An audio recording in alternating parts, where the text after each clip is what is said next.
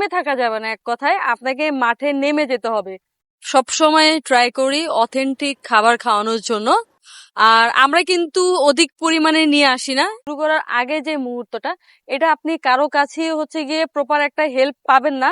যদি আপনার অল্প পুঁজি থাকে সেক্ষেত্রে বিজনেসে নেমে যাওয়া উচিত, তবে অবশ্যই পার্টনারশিপে নয়। একটা সময় দেখা যাচ্ছে ইনভেস্টমেন্ট নিয়ে সবকিছু মিলিয়ে কোলাহল হতে পারে। তো আমি সাজেস্ট করবো পার্টনারশিপে না গিয়ে নিজে নিজে একটু ট্রাই করা, নিজে নিজে বিজনেস করার একটা ট্রাই করা। সেটা অল্প পুঁজি হোক, মানে থেমে থাকা যাবে না, এক কথায় আপনাকে মাঠে নেমে যেতে হবে।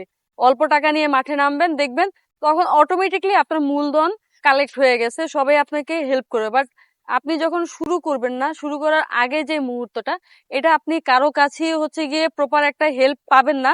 সবসময় ট্রাই করি অথেন্টিক খাবার খাওয়ানোর জন্য। আর আমরা কিন্তু অধিক পরিমাণে নিয়ে আসি না। আর যদি আমি ব্যাক সাইডে পড়ে গেছি, সেল একটু কম, তারপরে অধিক পরিমাণে নিয়ে আসি না। একটা টার্গেট থাকে যে না, আমার এইটুকু সেল হলেই আমার ইনাফ। তো ওই অনুযায়ী আমি সবসময় খাবার নিয়ে আসি। অ্যান্ড মজার ব্যাপার হচ্ছে, আমার খাবার বাসায় যায় না, অর্থাৎ আমি এখানে কমপ্লিট করে যাই, যাতে কাস্টমারকে পরের দিন বাসিটা না খাওয়ানো লাগে। কজ ওইটার ভিতরে তো আমার লাভটা থাকে। তো আমি অতিরিক্ত পরিমাণে নিয়ে আসি না, যাতে আপনাদেরকে সলিড পরিমাণে ভালো খাবার খাওয়াতে পারি, ফ্রেশ টাটকা।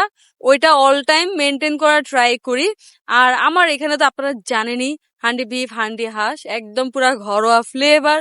মা দাদিদের রান্নার যে ফ্লেভারটা, ওইটা হচ্ছে আমার এখানে আপনারা পাবেন। আরো আরো অনেক খাবার নিয়ে আসব। আর মূলত হচ্ছে টোটাল 40,000 টাকা টোটাল আমার লেগেছে এই বিজনেসটা স্টার্ট করতে। তো আপনাদের অবশ্যই সবার দোয়া কামনা করব, সবাই আসবেন আমার এখানে, খেয়ে যাবেন ফ্লেভার হাট, মা দাদির হাতে যে রান্নার যে ফ্লেভারটা, ওইটা উপভোগ করার জন্য।